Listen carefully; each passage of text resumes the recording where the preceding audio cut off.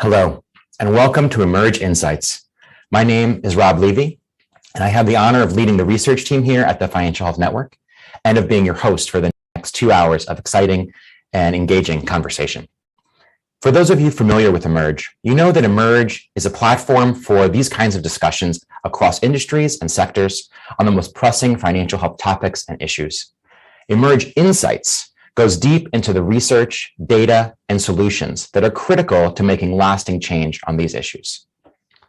This year's theme is focused on exploring the inside story of financial health in America. Now, I should say that there's almost an assumption in that theme, which is that we have lots of assumptions about what's really happening in people's lives and homes and thoughts, and that many of those assumptions end up being incorrect.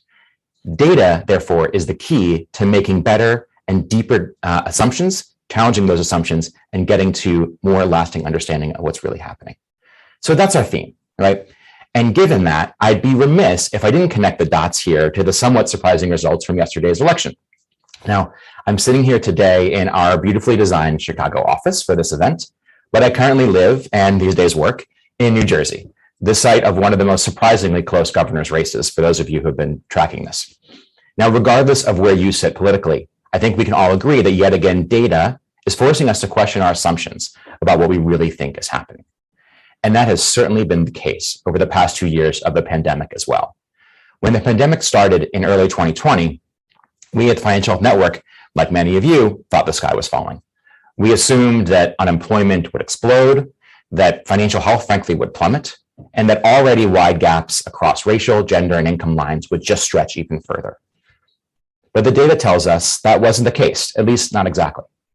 As you'll hear in one of our sessions with Thea Guerin and Andrew Dunn in their session on the Financial Health Pulse 2021 report, financial health is actually at the highest levels since we started measuring it. And gaps across racial and income lines, in fact, shrank, although remain incredibly wide. Meanwhile, the gender gap expanded, and 40% of people saw their financial health decline. The story is complex, and we only know this because we have the data. So over the next 2 hours, we're going to attempt to share the best available data that we have and that our partners have on what's really happening to financial health in the US. We'll also share some thinking on how do we get better data from the most micro level to the most macro. Let me tell you a little bit about the 4 sessions that we have planned for you today. Our first session will probe into the question of how we use government data and business data to make and inform better economic decisions. Our second session will look at community-based research, which is critical to ensuring that the voices of marginalized communities are incorporated properly into our studies and into our solutions. Our third sessions will feature the authors of the just released Pulse report that I just referenced. And finally, we'll close with a panel of experts who will pontificate on what really happened during the pandemic and what the next year could bring. As you can see, this is an action-packed agenda, and I hope you'll stick around for all of it. Now, I'd like to send a special message of thanks to our sponsors. Their support of these conversations at this moment in time has been truly inspiring. Thank you to our foundation sponsors, JP Morgan Chase and Prudential Financial, our gold sponsors, BlackRock and PayPal, our silver sponsors, Bank of America, Fifth Third Bank, MasterCard Center for Inclusive Growth, and the MetLife Foundation, and our bronze sponsors, Elevate and the Target Foundation. We sincerely appreciate your support. By now, I know you've all participated in many events like these, probably more than you can count, so I'm going to do a few housekeeping tips that will probably be familiar. For Q&A, we have a Q&A and polling tool on the right side of the page, where you will be encouraged to share your thoughts and ask questions throughout the day. We're going to do our best to answer as many as we can during each session, but please know that we may not have time to address all of them. We'll also be activating a few polls and sharing those responses. So in fact, let's take one of those tests and let's test one of those polls right now. I think we've just opened up a poll to see who's in the room. So please respond to the quick poll about what industry you're from. We'll get a sense of the audience. And I apologize, I'm going to look down here to watch the answers on the screen. So please fill it out. Okay, I'm going to give you another few seconds to answer your poll and let us know what industry you're from.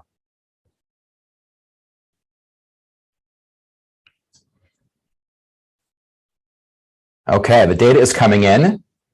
All right, so for those of you watching at home, we had 4 categories: financial institutions, private sectors, companies from outside of financial services, government, nonprofit, and other. And man, this feels like the election last night. At the moment, financial institutions are winning with about a third of the audience. Nonprofits are right behind them with about 29%. Then other coming in at 20%, 10% private sector, 6% government. That's a fantastic mix. I love seeing the diversity of the Financial Health Network audience. And I think every one of you is going to have something to gain from this conversation today. Okay, we're going to do one more poll to see how well read our audience is and how much you are tracking not just election news, but in this case, economic news. So your three option choices here are: I'm a news junkie, I keep an eye on things, and what's a GDP? So please let us know how closely you track these kinds of issues that we're going to be talking today. No judgment here in any way. I'll give you another few seconds to fill out the poll.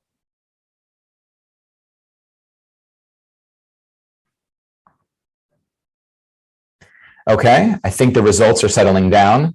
We have about close to 60% in that middle category saying they keep an eye on things.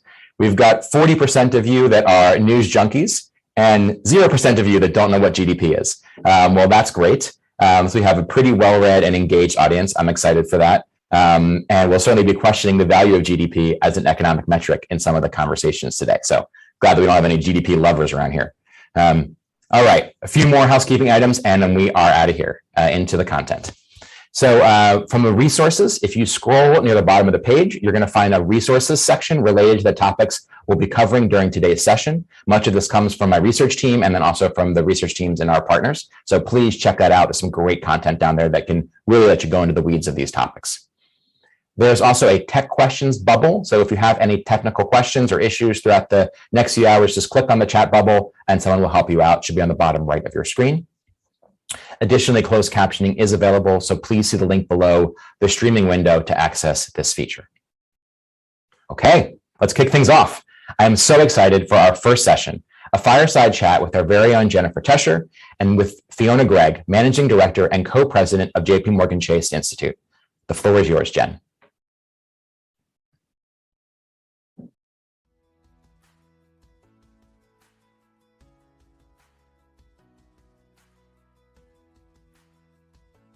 Thanks, Rob.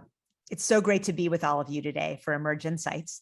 And I'm really excited to get to have a conversation with my colleague and friend, Fiona Gregg. Fiona is a managing director and the co-president at the JPMorgan Chase Institute. And I'm going to let her in a moment tell you a little bit more about the Institute's work. She has also done a number of other things in her career, and that really gives her really a very bird's eye view, if you will, of what's going on in the economy and the country, and particularly with consumers. And so I'm really excited to get to have a conversation with you today. Welcome, Fiona. Thank you, Jennifer. So I am a regular consumer of the JPMorgan Chase Institute research, and I think I have some waiting for me in my inbox as we speak. And I've been amazed at the quantity and quality of the work that the Institute has been able to do in its relatively short life. And I think the work has been particularly important, strong, and helpful during this pandemic period. So I wonder if you might just start by telling the audience a little bit more about the work you do at the Institute, the data that you have privy to, and maybe some of your greatest hits, if you will, from the pandemic period. Well, thanks, Jennifer. It really is great to be here. You have a great day planned. And, you know, the Institute, we started 6 years ago. I think the promise was, you know, the firm of JPMorgan Chase, by the time we bank roughly half the households in the US, that's an extraordinary lens on the world. And that extraordinary lens on the world could be incredibly helpful if we were to somehow derive that into insights that could inform policymakers and decision makers and business leaders. And so that was really the remit, right? And so we have, over the course of time, gained access to checking accounts, credit cards, mortgage accounts, small business accounts, brokerage data, and all in a de-identified way, so that we can start to inform in a very integrated way. And that's going to be a key theme here. what's going on in people's financial lives? How are they impacted when life changes, when a pandemic hits, et cetera? And you're right that, over the last 18 months, well, when the pandemic first hit, we had a beautiful research agenda before us, which we basically tore up and said to ourselves, look, actually the game plan for the next while, weeks, months, we had no idea how long, is to just help tell the story, as it's happening to us, right? What's going on with consumer spending? What's going on with income? Who's losing jobs? How are they responding? What's going on with balances, small businesses, et cetera? And so probably two highlights. One is, we really have noticed just how well targeted so much and progressive so much of this extraordinary stimulus and cash support was for families. And that was critical because, of course, job losses were very concentrated among low-wage workers.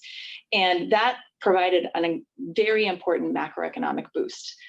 Because we saw the spending of low-income families actually increase at a time when, sort of the floor was falling from beneath us, right?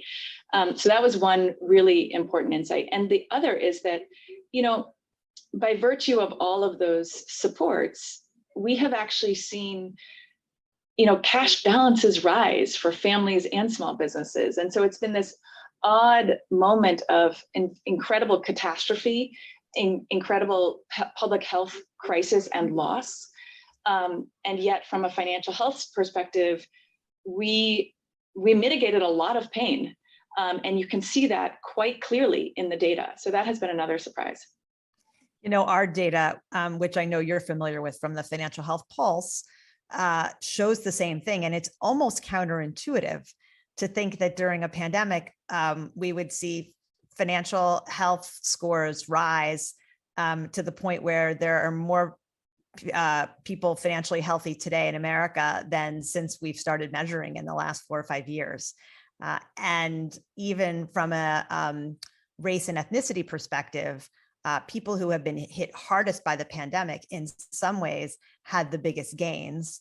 That, of course, doesn't wipe out the significant gap that was there before and remains after. I'm wondering what more your research has to say about how the pandemic affected historically disadvantaged or marginalized communities, and now that we're, fingers crossed, maybe getting to a point where we can start to move forward. What you think? What do you think lies ahead for those communities? Yeah.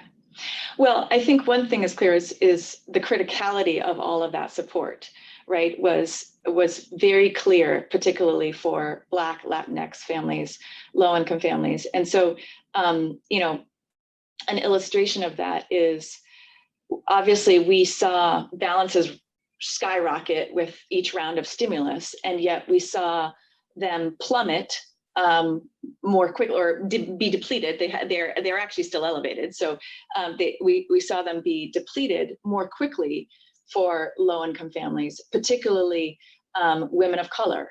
And so that just goes to show just how critical those supports were specifically for those groups.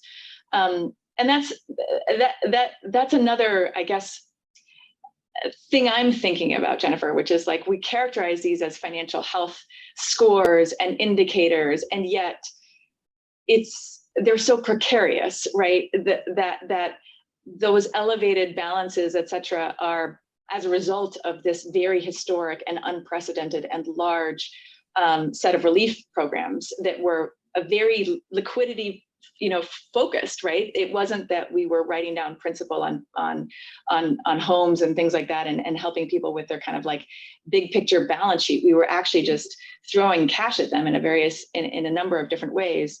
And yet that cash is fleeting, right? And can be fleeting. And so even as of July of this year, we're still seeing cash balances elevated. And I keep waiting for the other shoe to drop, because I'm worried that that's premised on a series of relief interventions, many of which have been rolled back or are not going to be repeated. Yeah. And, the various bills in Congress that might provide for longer term support and strengthening of the safety net sort of hang in the balance, which makes this also feel like a little bit of an uncertain and precarious time. To that end, a lot of your research over time pre-pandemic has focused, at least a strand of it, on other kinds of government interventions like the earned income tax credit, for instance, or other kinds of policies that enable families to be resilient and thrive. And as you look and as you think about the past research you've done, and you think about kind of all of the myriad of things that are in these bills in Congress, what do you think holds the greatest promise from a policy perspective? Again, no crystal ball about what might or might not pass. That's not a fair question these days. But what do you think, given the data, is most critical to making sure that we're setting people up for success? Yeah, well, that's a heavy question for a fireside chat. But I'll take. Look, I think there are. Let me take one step back, actually, because there is a roaring debate right now about why people aren't going back to work, right? And what's holding the worker back? Why do we have a labor shortage, right? And to my mind, and there was a huge debate about the role of unemployment insurance, and surely that was holding people back. And we could detect in the data that, it was having a small impact, but definitely not a big one, and definitely small relative to the spending benefits it was delivering. So then you ask yourself, okay, what else, right? What else is keeping back the worker, and in particular, the female worker, the Black worker, right? And, it could be liquidity. I have more of a cash buffer right now. It could be, and so I don't have to go back to work today. It could be, my daycare is still operating at 75%, and I have reduced hours, and I still have actually more care obligations than I used to.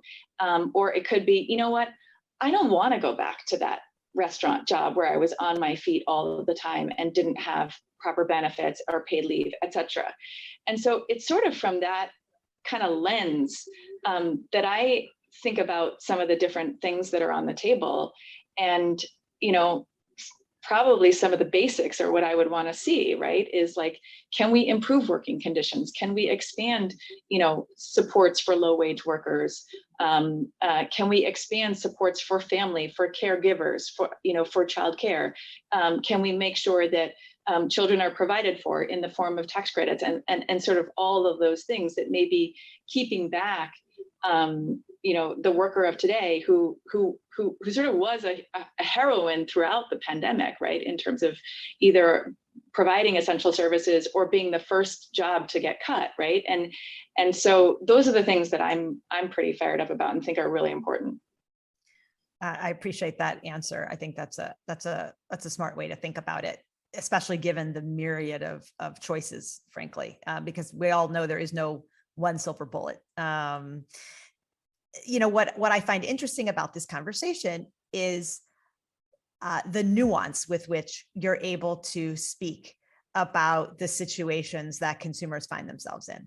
And if you think about the kinds of statistics we tend to hear from the government, the kind of headline numbers, whether it's the GDP numbers or the unemployment numbers, they don't have that same quality. And I wonder if you might reflect a little bit on sort of the role of government data and statistics, and where data and insights like the kind that the Institute produces come into play. Yeah. Well, obviously, I'm a huge consumer of public data, and I think they play an incredibly important role in giving us, a representative look of what's happening in the economy, and the government, to their credit, the Household Pulse Survey, like they rose to the moment too, right, in really important ways, and I think are increasingly thinking about how can they incorporate, private sector and other sources of data into their view of the economy. That being said, if you just look at the battery of indicators that they push out. In some sense, it's like they take a very good temperature of one thing at a time, right? How many job openings are there? How many unemployed workers are there? What was wage levels at this time? What is consumer spending? What is GDP? And what's hard with those statistics is to integrate them, right? To say, what was the impact of that job loss on spending? The other thing that's really hard is to characterize the distributional differences, right? What was the impact of this job loss on spending for a low wage worker, for a Black worker, as distinct from a white or Latinx worker? And, that's the kind of, with the benefit of high frequency data, which we also have, and that's another challenge associated with governments. It's a sort of point in time, and they, and they're very regular and they come out, but you don't get that sort of rolling movie of what happened to a number of different dimensions of a person or a business over time. And that's, I think, the power of our data is, we can identify a job loss event for a family. We can document what happened to their income. We can document what happened to their spending, their balances, et cetera. And we can do those, for different kinds of people. And so that's sort of that's always, I think, how we try and complement what the government can really put out. Yeah. You've highlighted the fact that you have access to this very rich transactional and administrative data of the banks and of the bank's customers. The government has its own administrative and transactional data, IRS W-2 data, as an example. I wonder if you had a wish list, what kinds of government data of that sort do you think exist that aren't available today, that if made available could make a really big difference in policymaking ultimately? Yeah. Well, I want to feature actually the work of the California Policy Lab, which has been really, I think, at the frontier of, at least for the state of California, gobbling up as many administrative data sets as possible across an array of different departments within the state of California, and then churning out, okay, what are we learning? If not also pairing them together. And so, they did that with unemployment insurance claims in California, and were able to uncover some really important insights, including the ways in which red tape and different administrative burdens were actually causing people to fall off benefits or get delays in benefits and all that sort of thing. But you're right that, at the federal level, the opportunity is huge. And I'll give the example of student loan debt, right? This is a huge policy question. It's a critical element of financial health. It was the fastest growing debt category, prior to the pandemic. Obviously, there's still an administrative forbearance on student loan debt. So the vast majority of Americans aren't making their student loan payments right now. And yet, when we think about how to reform this program, should we cancel it? How do we, mitigate the next dollar of student loan debt, et cetera?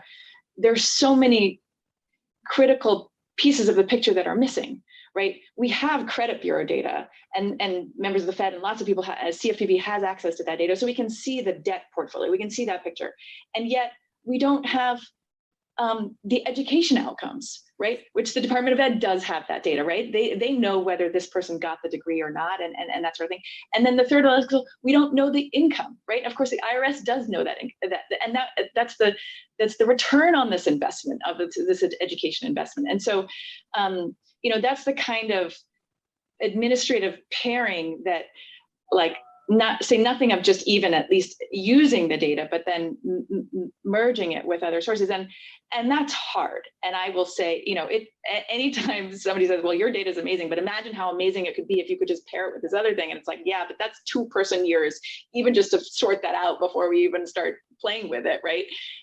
Because it's very hard, especially when you hold yourself to a standard of de-identification and all of the controls that are necessary to use these kind of data, right? So it is hard work, and it also it requires a pretty big investment in the capabilities, right, and the talent with which you need to sort of make sense of these data.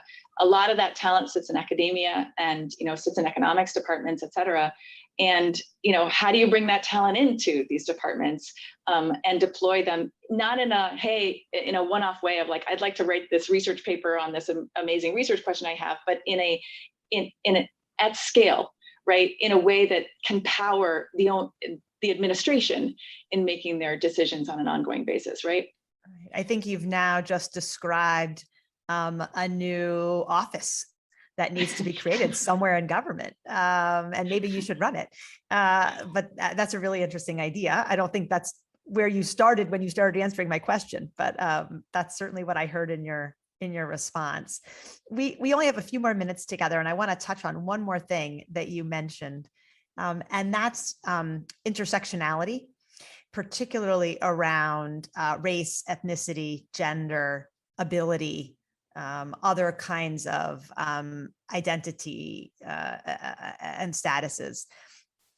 So important, even more important in the wake of last year's events, George Floyd's murder, racial reckoning, and with the president's own, call for a whole of government approach to equity and inclusion. How do we get there? Right, that data can be hard to come by. Folks who might want it to do the right thing with it, to really understand the gaps, don't necessarily have access to it. I'm thinking about a large regulated bank like Chase as an example of that. Government has some of it, but it can be very hot button to talk about using that data, even though, again, there is an opportunity to use it for the right purpose. How should we be thinking about that and making sure that we are seizing the momentum of this moment to really make progress in making sure that we have the data and insights we need to close the gaps?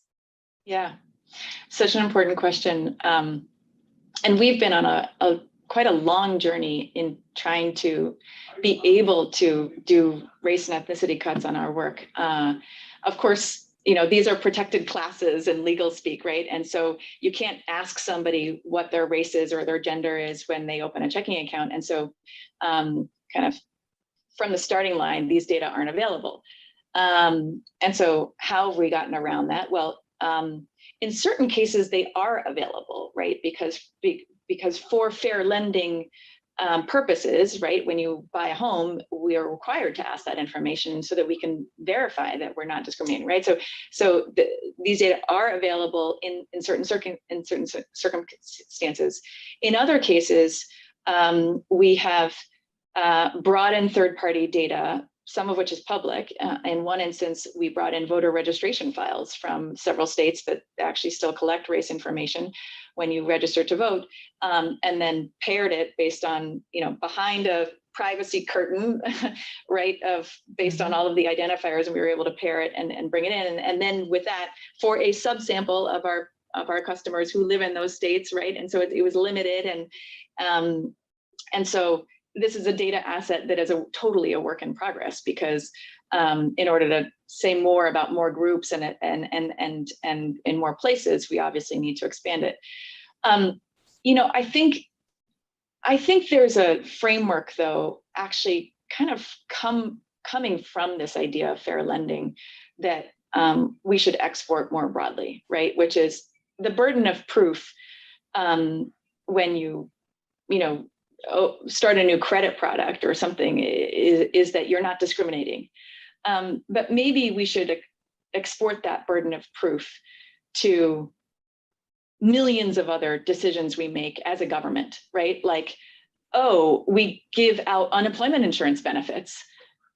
Are they received in a racially equal way, right? Why not? Isn't it the burden of proof? Shouldn't the burden of proof be on us as a government to, fix that? And, maybe I'm setting a very high bar, but at least sort of step one would be, okay, well, even just to answer that question, what data would we need in order to interrogate it, right?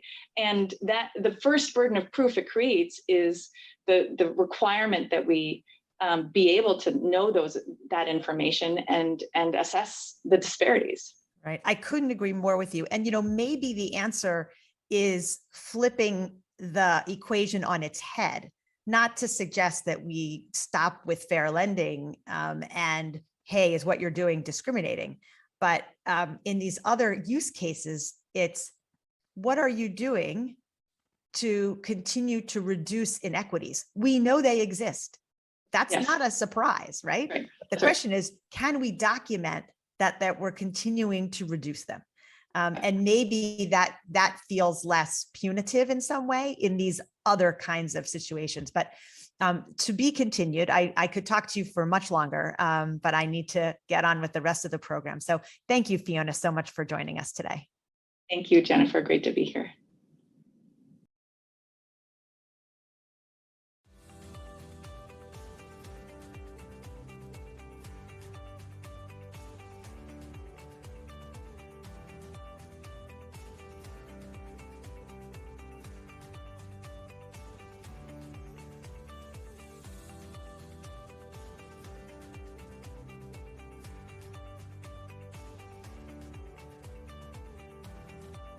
Much, Jennifer and Fiona. And thank you to our audience for listening. I apologize for some technical difficulties we may have had in the very beginning. We actually had so many viewers that it created a few problems on our side, but I think we're all cleared up and we should be all good for the rest of today's event. Thank you for being with us. Reflecting back on Jennifer and Fiona's talk, I'm really inspired by what is possible when you have the kind of data set like the Institute's, and by the ideas that they both shared of how we can get deeper, better, more nuanced data from government sources to help us get past some of our assumptions that metrics like GDP or even unemployment rates can really tell the full story. I think there's a lot more to come there, and I'm excited for where that path is taking us. Now, our next session is going to change tacks a little bit. We're going to be focusing on achieving greater equity through community-based research, so going from the macro to the micro. While we need macro level data about the systemic challenges and the trends that we just heard, we also need to make sure that we hear the voices of people and understand what's actually happening in people's households by hearing from them directly. And that's a big piece of what it means to bring equity to our research. This session will be moderated by Shaheen Hassan, Senior Manager at the Target Foundation. You'll hear from Shaheen and her speakers in just a moment. Thanks.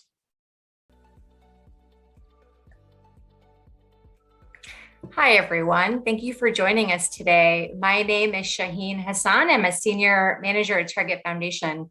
I'm excited to moderate today's panel discussion titled Achieving Equity Through Community-Based Research.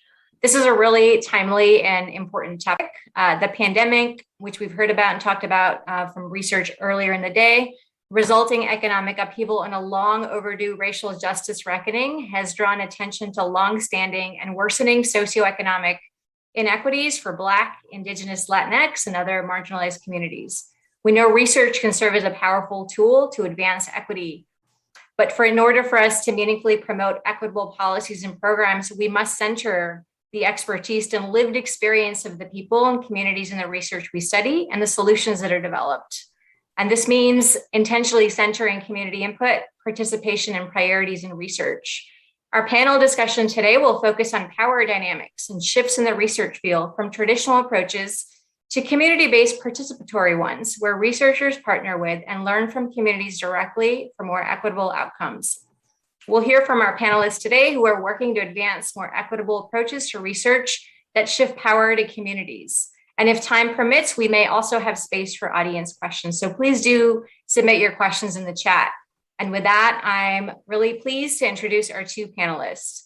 Jessica Shakespeare is a research analyst at the Center on Labor, Human Services, and Population at the Urban Institute. She's part of a team that is engaging communities to strengthen research design, advance equity and inclusion, and improve policy impact. Sarah Truhaft is the Vice President of Research at Policy Link and leads the development of the organization's research agenda and research partnerships. She oversees a National Equity Atlas partnership with USC Dornsife Equity Research Institute. Welcome, and thank you both for joining this discussion. So let's dive right in and let's start with some definitions and context. What is community-based research? How is it oriented in contrast to traditional mainstream research? And why is it more critical now? Jessica, let's start with you. Thank you, Shaheen. So as you mentioned, research can drive decision-making. And if evidence matters, we must care how it gets made. And researchers, practitioners, policymakers are realizing the need for and importance of including this type of work. Often known as community-engaged methods, this method involves intentional and explicit inclusion of studied communities as contributors, reviewers, and co-creators in the research process. So thinking about traditional research, there's a long and problematic history of excluding community voice, particularly those of people of color, from research design, implementation, and analysis. Community engaged methods involves researchers, funders, and institutions broadly relinquishing power to make research, including product design and evaluation, more collaborative and inclusive. In the financial empowerment context, we are focused on addressing an individual's deficit oftentimes, but efforts that involve community engaged methods are about creating lasting, meaningful partnerships with individuals, community-based organizations, and others for longer-term financial success for and with families. We know the benefits of financial coaching programs, for example, and that they have been meaningfully shaped by customer and participant needs, but being explicit about some of the structural issues to access and quality are important. So thinking about who is involved with this process, there are a host of stakeholders, including the community, which could be consumers, residents, community-based organizations, as well as researchers, funders, and the audience. And to think about both traditional research methods and maybe some of the benefits of community engaged methods. With traditional research methods, sometimes we have a set of research priorities and agenda, whether through our own research, previous evidence building, through projects, or a policy agenda. But time and time again, marginalized communities see little or no return on investment and feel used by researchers who come in, collect data, and leave.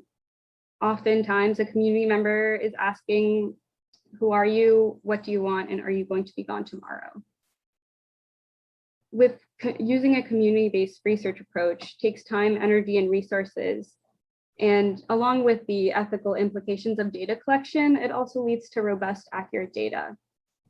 After all, data collection can be a lot better if there's meaningful partnership and trust built in.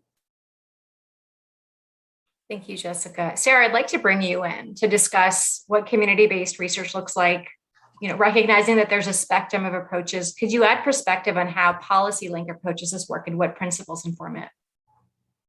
Yeah, definitely. So, there is a spectrum of research, thinking about traditional research on one end to community-based participatory research on the other end. And the key variable that shifts is really about the power and control of the researcher vis-a-vis the community, right? So in traditional research, as just described, the researcher defines the problem and puts forth the solutions and has all the power pretty much. This can be in a community, it can be community-placed research, but it's still more traditional. You can have community-based research where the community is participating in some shape or fashion. And then you can have community-based participatory research where it's really the community that's defining the problem, doing the research, putting forth the solutions. So that's an ideal typology. I think it's really helpful and fits for more traditional researchers, especially in academic settings and thinking about how to shift towards community-based participatory research. For PolicyLink, we're a research and action institute. Everything we do is around policies that advance racial and economic equity for the 100 million people in this country who live in or near poverty. So our research is maybe more non-traditional, right? Where we're trying to connect it to policy change. So the concept that's very helpful for us is research justice, where we think about rebalancing mainstream knowledge, traditional research, which is known, and with lived experience and cultural and spiritual knowledge. So in our society, mainstream knowledge is privileged, and that brings with it a lot of racist and classist undertones, right? It goes with that mainstream knowledge. We want to rebalance that. We appreciate mainstream knowledge, but we want to bring in lived experience, which is critical to developing solutions that work when you're thinking about poverty, financial inclusion.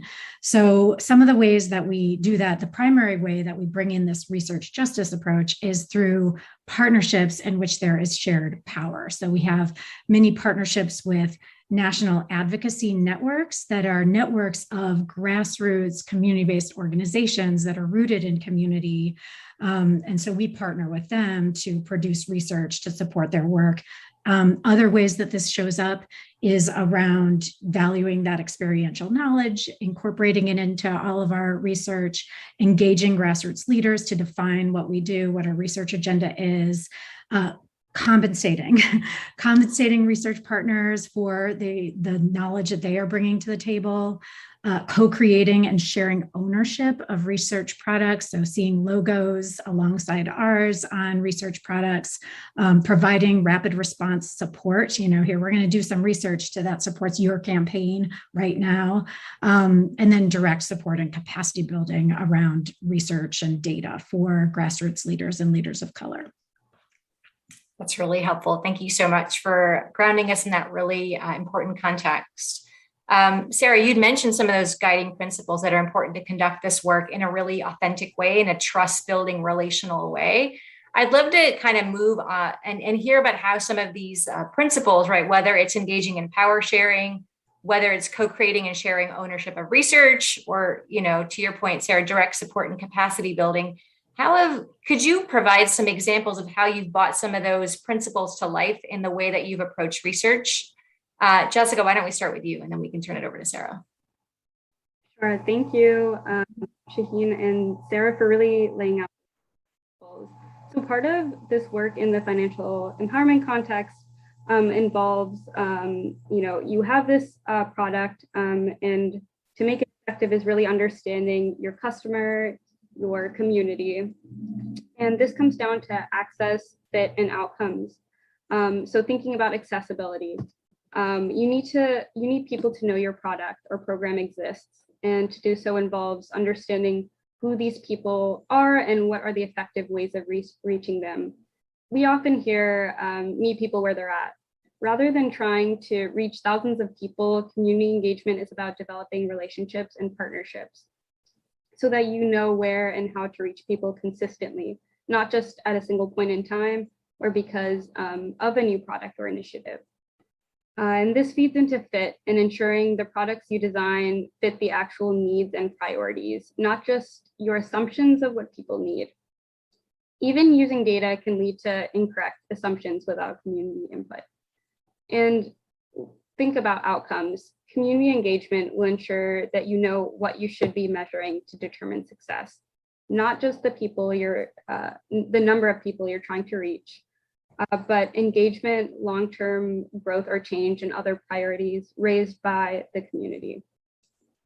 So focusing on access, fit, and outcomes raised by the community really helps ensure better results and more equitable results, as Sarah was saying.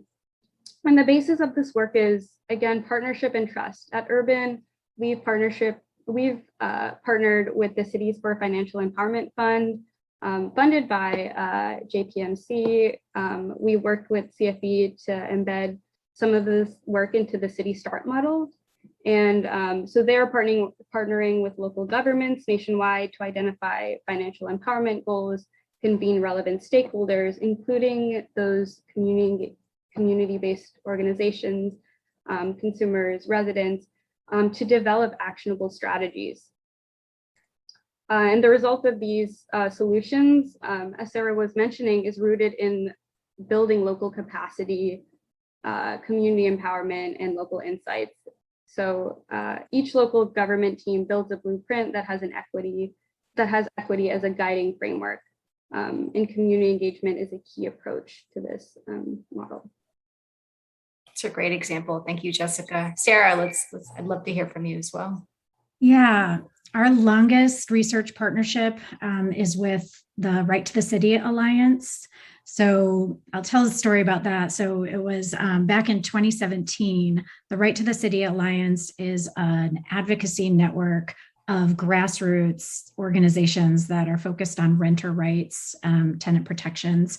And we'd been working together, and they wanted our support in their Renter Week of Action. It was a campaign where they were engaging their members in this week of action where they were going to do direct protests, standing outside City Hall with signs, but they also wanted to bring data around renter needs to decision makers. So we figured out collectively, what could we do within, I think it was a 3-month time frame, how could we lend some data and research support to this effort?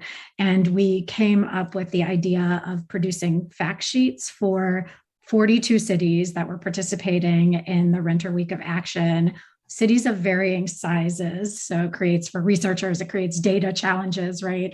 Because it's easier to get deeply disaggregated data for larger cities. But so we were going to create fact sheets and build a narrative around how and why renters are contributors to their communities. You know, there is long-standing bias toward homeowners. I'm a planner by training, and like in city planning, you'll see this everywhere, right? But they wanted to put forth this narrative that renters are contributing. So the title of the fact sheets was "When Renters Rise, Cities Thrive." They came up with that title, which I just love so much. But we contributed analysis. We came up with a way of looking at housing cost burden for renters. So this is defined as paying more than 30% of your income on housing is supposed to be unaffordable. So what we did was we looked at, okay, if renters who are currently paying more than that weren't, how much more money would they have to pay for other family needs, childcare, transportation, education, and the like. So it was this novel way of using data that existed before. I mean, everybody has that data, but a novel way of looking at it around how families would be stronger if we addressed rent burden and unaffordability. And it turns out it was something like $6,800 annually that families would have. You know, a whole year of transportation costs and food costs and that sort of thing. So we did that analysis. We shaped the narrative together collectively and produced these fact sheets for these places so that the advocates on the ground, you know, went in with fact sheets in addition to, you know, protest signs. And so that's been a grounding for campaigns. And then other communities have asked for the same kind of data, elucidating the issue, how renters are increasing, how it's a racialized issue in terms of unaffordability. And then that's kind of developed into a longer line of research. We have a rent debt dashboard co-produced with the Right to the City Alliance that's addressing today's COVID eviction and rent debt issues. So it's been very generative. And I think, you know, shows some of the elements that we created it together, built the narrative. We figured out, brought our technical skills to figure out this analysis, and then they're using it. I love that example. It really shows the power of this approach and certainly the action orientation, right, of the research. I think that was really well expressed in that example. So moving on to, you know, some of the challenges, right, in this work, you know, hearing from you both, I mean, it's clear community-based research is a very iterative process, right? It requires more engagement, more investment and resources. How do you weigh the benefits and the challenges? What are some of the challenges and tensions you have to navigate in this work? Sarah, why don't you start? Yeah, I mean, I think that it is, for us, since we are policy change focused, we're thinking about it in that context. Like, what is the research needed to support this policy change goal? So in that context, so that example I just shared, it was a 3-month window. So it was like, what can we do in that 3-month window? That's really different than if you're really trying to, if you have a longer time frame and have more time to engage community and think about getting direct quotes and interviews. And, you know, so I think it's really, for us, it's really thinking about what can you do? It's really about strategy. What can you do within the window of time that's available? For a challenge we face is getting the funding to do research. It is difficult for us to get funding for research specifically, I think, because we are a hybrid institution. So I think that in general, like being able to access funding for the research work we do and infrastructure, building the funding to build the data infrastructure that we can draw upon, right, to service or serve multiple communities. It requires that investment in infrastructure. And that's often something that's very hard to raise resources for. Funders tend to want to fund something that's going to have like a new product at the end versus maintaining infrastructure. Jessica, would love to hear from you as well. Yeah, we share the same set of challenges, Sarah. And I think for us as a research, driven, evidence-driven nonprofit organization, I think it comes down to both funding, but also the research priorities and agendas we have going into, any project. And oftentimes we're working with constrained timelines, and the communities we work with are coming from a place of both distrust and due to a legacy of extraction. So we, as researchers looking to do more of this community engaged work, really have to both recognize and assess our own positionality in this work and sort of own that.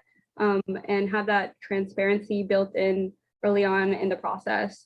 And we're often responding to RFPs that already have a set of questions. And it's always, sometimes that's the funder, sometimes that's just what the policy is saying, the policy agenda at the moment. But it's really about flexibility and ensuring that timelines include that partnership aspect, that actual community engagement aspect to work. Could I just add in, I think that the timeline piece, right? Every time we have, community engagement just sometimes adds time because you're sharing some data or research with community partners and they have feedback, and then you need to go back and share it again. And it sometimes can take longer than anticipated. And it's worth it in the end, but that's just the reality. Yeah, those are real challenges. I think you're both naming, right? Just like funding, right? As we've talked about, definitely we've heard a little bit about structural barriers and just conducting this research, but just the institutional barriers that are in place. And I know that we've got about a few minutes left remaining, but we did get a question that actually I was going to ask anyway, but there's a number of questions popping up in the chat about, just pointing to wanting this data, right? Wanting to conduct research in this way, but difficulty finding resources to pay for it. How do we get the necessary funding? How do we balance a desire for deep research with limited budgets? And to this extent, certainly funders play an outsized role here. And so if knowing that there are funders on this call, probably, and knowing where I sit, right, as a funder, how can funders promote true partnership between research organizations and community partners? What would you have to offer, right? And helping them sort of move towards this approach. Sarah, do you want to go first? Sure. I think that, so our strategy to do more with the National Equity Atlas as a data resource is through building more of these partnerships with national networks. So supporting that, I think that that's a great approach to support these partnerships where researchers are connected with networks, so that, and then both parties and the network partners get some resources, right? You always need to think about the cost of community to participate in the research. So you want to see some resources going back there. It's really helpful and clear call to action for funders. What about you, Jess? Yeah, I think to your point, Sarah, accounting for the full cost of the research from who's participating, intangible costs that you might not always foresee, staffing at the community organization, it's kind of the whole gamut. And also, fund research that community organizations want, need, and are able to lead. And I think part of it comes down to accessibility and the requirements built in, and how can we make an organization that is strapped to do this work, how do we make the application process a lot more smooth and easy to do in a crunch timeline? And also, this is happening. Funders are, funding this work, and some of that is just requiring deep community engagement in your RFP. Maybe we had an example. The Department of Education actually funded a Promise Neighborhoods initiative, and they require that community engagement be a part of the application process, which create incentive to do this work. That's great. Thank you, Jessica. We've got another question from the audience. What does community engaged research look like for private sector firms who are conducting research to inform product design? How does it differ from human-centric design research, which is increasingly popular in business settings? Who would like to take that question? It's not exactly my area of expertise, but I would say some of the principles that I shared are definitely applicable to this context, right? So I think that people want to, so it's an interesting question, because I think technology and products, people know that there can be biases built into these, they know they can be harmed or helped by them. So I think that creates like a desire to participate in the development of products and to understand the context for it, right? So I think it's just setting it up in a way so that people are contributing in a way that they are compensated for their contributions. So there's transparency in how their contributions will be used, where you report back the research to them. And I would think about how can you partner with organizations that are, doing work in this area. Maybe they're, doing work around financial justice. Maybe they're doing work around tech equity, right? What are those organizations, and how can you engage them who are more likely to be your critics in the development of the product? Those are excellent applications of principles that are used in community-based research. Jessica, do you have anything to add? No, all to say that when it comes to trying to get your product out there, it really comes down to knowing your audience and who do you want to actually use this product? Is this the right audience? And that really, I think, comes back to Sarah's point of it's baked into the method of design. At a really effective product, you want engagement earlier on in the process. Great. As we we've got a few minutes left, but just another question that comes to mind is, what actions does an organization, either internally or externally, need to take before even engaging, right, in community-based research, recognizing that this is inextricably linked to the equity journey of an organization, right? Would love to hear if either of you have thoughts on that. I can share something that's also a follow-up to my previous remark, but it's understanding who is potentially vulnerable in this, whatever the situation is, right? You need to understand, understanding your community, the vulnerabilities, marginalized populations, existing biases, and populations that are facing discrimination in relation to whatever you're doing. So I think understanding who really needs to be engaged is just critical to any of it, right? Because you need a targeted approach. If you're going to be equitable, you need a targeted approach to reach those who are likely to be excluded or left behind or who are just never at the table. Absolutely. Jessica, anything to add? I think along with that, both understanding your community and also knowing that they know what they need. And the result of that is, on your end, a better data and impact and sustainability of that partnership. And, it's a win-win. Can you say more about the sustainability piece, Jessica? Yes.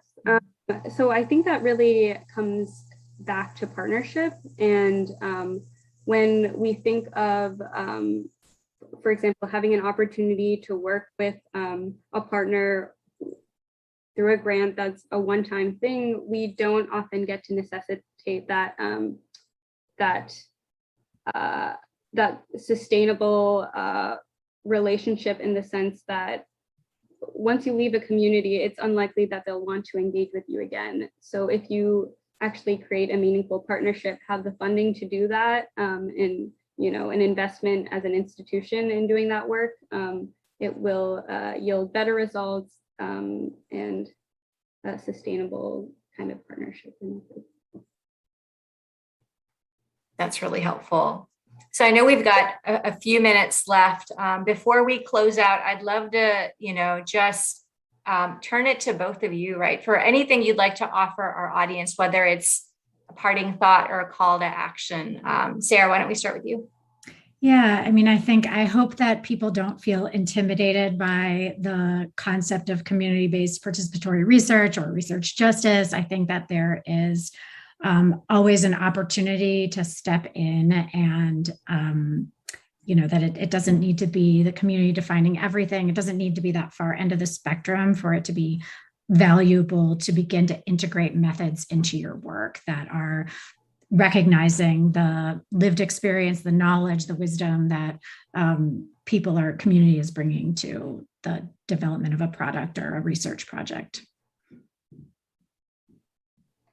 What about you, Jessica? Yeah, I think it really starts with listening and figuring out, maybe honestly taking a step back, recognizing you and your institution's position in it, and positively your ability to contribute and affect change when you really listen. That's really, those are really sage words. So, just to sort of wrap up, and I think what we heard was, it's not and I think this message was reaffirmed earlier in another panel session. It's a both and, right? Certainly there's a place for quantitative, more national research, but, I think with a pronounced focus on equity, I think leaning into community engaged research, I think, is critical, right, to address those inequities that we've talked about. So I just want to thank you both for your incredible insights and for your partnership on this panel. Thank you again. Thank you. Thanks so much.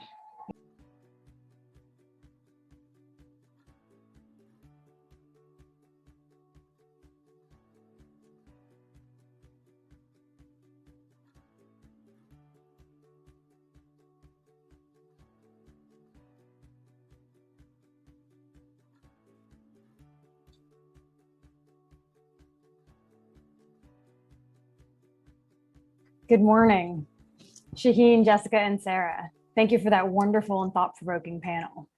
You've personally given me a lot to think about, and I hope to be able to incorporate many of the best practices you shared into how we do research here at the Financial Health Network.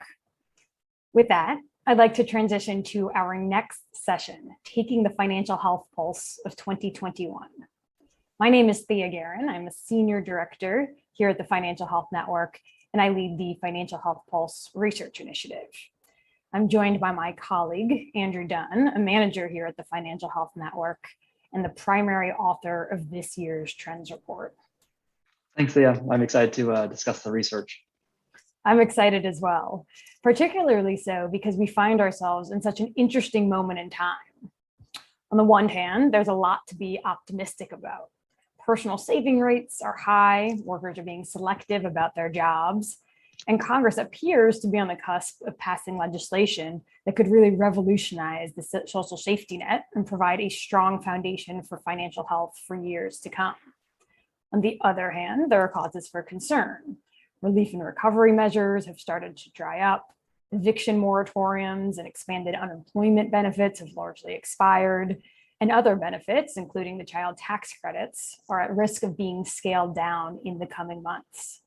Plus, deep-seated financial health inequities remain across race, ethnicity, income, gender, and other dimensions.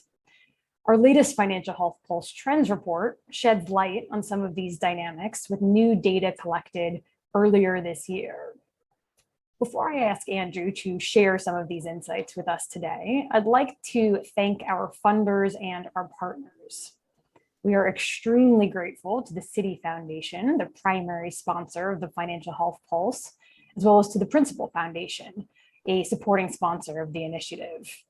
I'd also like to thank our research partners, the University of Southern California and Plaid, who have been with us since the inception of the initiative in 2018.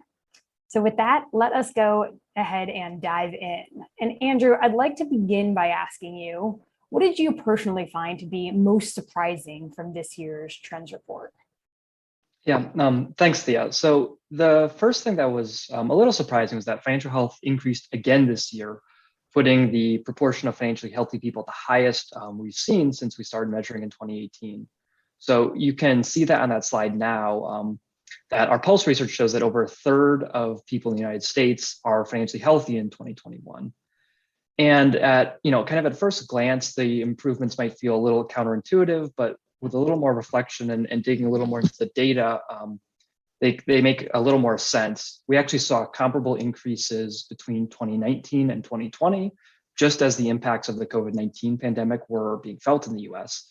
So it makes sense that in another year of the pandemic, that with more government interventions, that the increases might continue. We also found that there were two big contributors to the changes in 2021.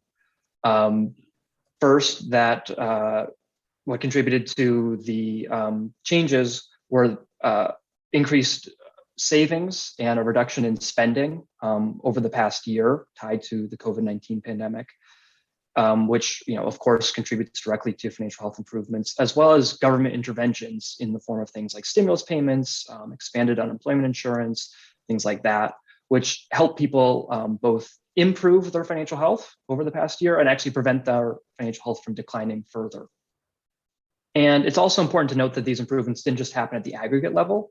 We see that first, for people with household income under $30,000, there were some slight financial health improvements over the past year. And then we also see improvements across race and ethnicity. So you'll see on this slide that the proportion of Asian American people considered financially healthy increased by 11 percentage points over the past year. The proportion of financially healthy Black people increased 9 percentage points, and there was a 4 percentage point increase for Latinx people as well. So those are big increases, and these results are powerful and show the impact that changes in personal financial behavior and government interventions can have on financial health in 1 year. Absolutely. So there's clearly a lot to be excited about, but we also saw some trends in the data that were not so positive. So Andrew, what did you find to be most concerning from this year's trends report? So I just spoke about how there were improvements across race ethnicity in the past year, and that's true, but just despite these increases, the gaps are actually still really large. So Black and Latinx individuals still trail white and Asian people in terms of financial health. We also saw that the gender gap in financial health increased over the past year. So the financial health of men improved while it stayed flat for women. And this is an area that's been pretty well researched, I think, over the past year, but it's still sobering to see that in our own data. Childcare, in particular, appears to be something that has disproportionately affected women during the pandemic. So women were more than twice as likely as men to not work at all due to childcare responsibilities in 2021. And as you can see on this slide, women whose work was disrupted by childcare were 45% more likely to experience financial stress due to the pandemic than those who didn't experience such a disruption. Likewise, women who were caregivers of an adult were also more likely to experience stress. And I think it's worth continuing to bring attention to these stats. The widening financial health gap between men and women reflects the disproportionate impact of the pandemic that's still ongoing now. Absolutely. And I should note that we are in the midst of conducting some research funded by the Principal Foundation to explore these gender gaps that Andrew just highlighted further. And so that research will be released next summer. And we, again, expect to come back to many of these themes that Andrew just highlighted. So Andrew, moving on to the next question, up until this point, we've really been speaking about averages and aggregate figures.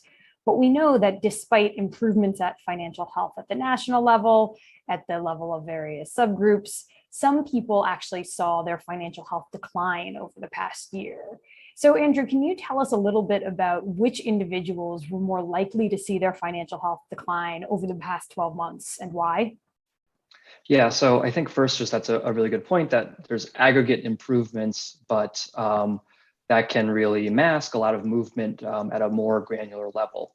So when we do that, we see that 43% of people experienced declines in their financial health, and 10% of people actually moved to a lower financial health tier, which means according to our financial health score methodology, they moved from being financially healthy to coping or vulnerable, or they moved from coping down into being financially vulnerable.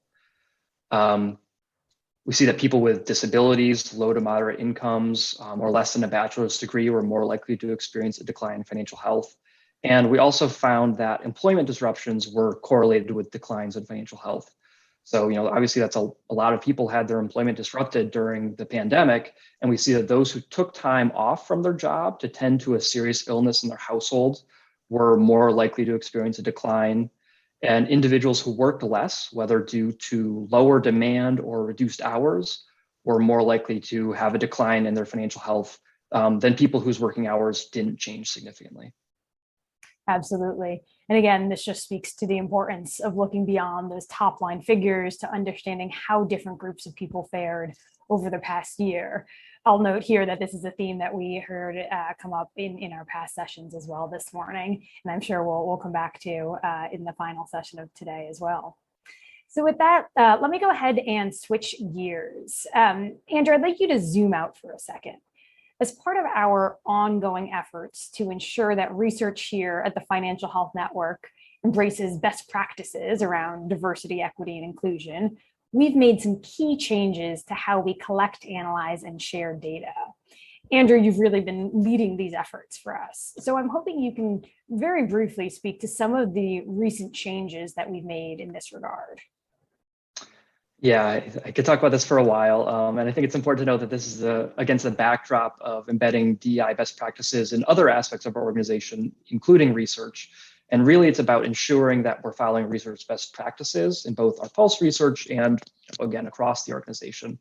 So we've begun exploring this in the Pulse research, conducting new analyses, making sure we're framing and phrasing our reports correctly, exploring the type of research we conduct and how we do it.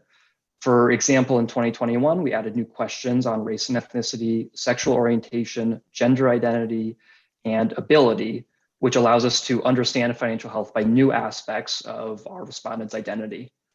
So we've included some of this analysis from these new questions in the 2021 Trends Report, namely financial health by ability and LGBTQ plus status, the high-level results from which you can see here. So just to talk through these results really briefly, first, looking at the two bars on the left side of your screen, we found that LGBTQ plus individuals are less likely to be financially healthy. So those are the blue segments at the top of the graph. And they're more likely to be financially vulnerable than people who are not LGBTQ plus. And again, those are the orange segments at the bottom of those graphs. And when we look at ability, which is the two bars on the right side of the screen, we also found that people with disabilities are less likely to be financially healthy and more likely to be financially vulnerable than people who do not have a disability. We explore these findings a little more in depth in our 2021 report than I can do here. And we're going to continue to conduct research on financial health by demographics and other aspects of identity. And I think importantly, how we can improve financial health, because I think that's a big part of it too. And so just to take a quick step back, we're full disclosure, still implementing a lot of the research best practices and still have a lot to learn. We also have a lot to share about kind of our journey so far. Personally, if your organization is doing research on these topics, I'd love to connect and learn because I think it's really interesting. Absolutely. I'll take this moment to just reiterate what Andrew just said. Our work here is far from done. We are really just at the beginning, and we'd like all of you to invite all of you to join us on this journey as we work to ensure that our research practices are as equitable and inclusive as possible. So Andrew, I have one final question for you before we go ahead and wrap up this session. While it's impossible to predict the future, and even more so now amidst the ongoing uncertainty related to the pandemic, I'm going to go ahead and ask you to do just that. When we go back into the field with our next pulse survey in the spring, what trends do you expect to see from the data? Well, I think Rob almost captured this sentiment at the very beginning, which is, and so I'm not going to quite answer directly, Thea, because the reason we conduct the research is to learn the state of financial health. So without doing that, I'm not going to get too over my skis, but I think it definitely depends on a couple of things. The economic recovery from the COVID-19 pandemic, for obvious reasons, I think, as well as the impact of the continuation and ending of a lot of government interventions. So things like stimulus payments, expanded unemployment insurance have ended in the past couple of months, whereas child tax credits have, are kind of top of mind right now as there's a lot of discussion about continuing them in 2022. So those changes for the past few months are really going to have potentially have a big impact on people's financial health.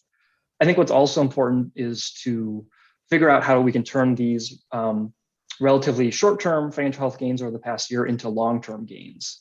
So how can we really lock those in? How can we help people maintain the savings balances that some have built up, for example? And finally, I think it's just important to remember that the financial health gaps I discussed a couple minutes ago are still there, really need to be addressed and are still large. So that's something to continue to research and continue to examine. Absolutely. And we have time for just about one or two audience questions. So Andrew, with that, let me turn to an audience question that we just received. Do we have any insights from our data into the impact of the new child tax credits that were launched in July?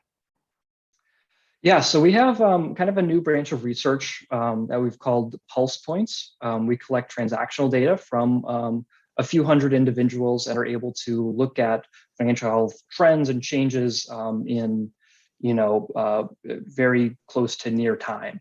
So we've actually begun digging into this data to look at child tax credits, which started in July. So there's been a few administered. Some really interesting results for people who experienced hardship previously, either affording food or affording healthcare. We see that when they receive child tax credits, that spending subsequently increases. So people who experience hardship are increasing their spending on food and healthcare, which I think is pretty positive results and shows that tax credits are being spent in ways that that people need the money.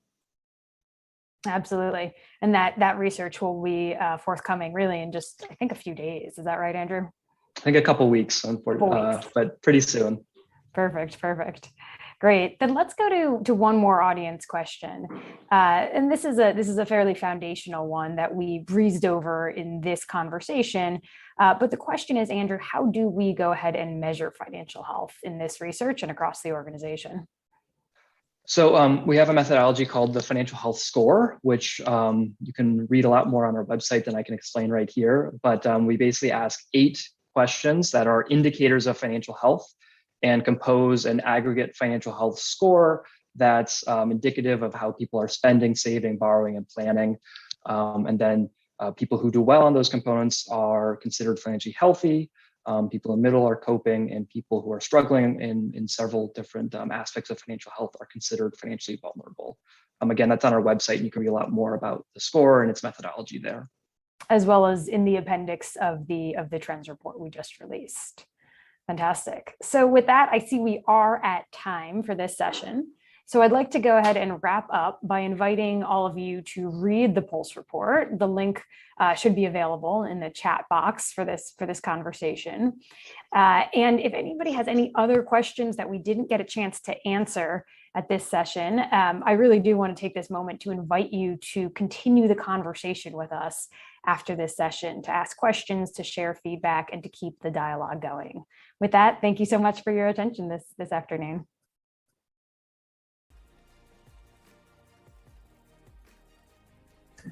Thank you so much, Andrew and Thea, for sharing that data with us.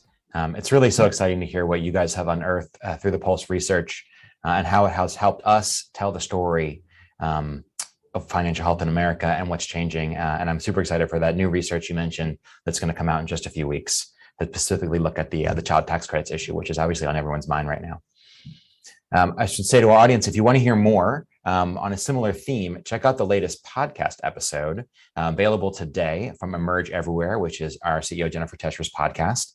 She'll be speaking with Brandy McHale, who is the head of community investing and development at Citi and president of the Citi Foundation, the lead sponsor of the Pulse report. I know they'll be talking about that among many other issues. Now that you've heard what our data has to say, and we've heard a lot of different data today, we're going to hear from a panel of leading experts from across sectors to discuss this year's long-term impact on financial health, kind of continue to make sense of what has happened during the pandemic across race, gender, and geographic lines. And this panel will be moderated by Tia Hodges at the MetLife Foundation, and they will be joining us momentarily. Stay tuned.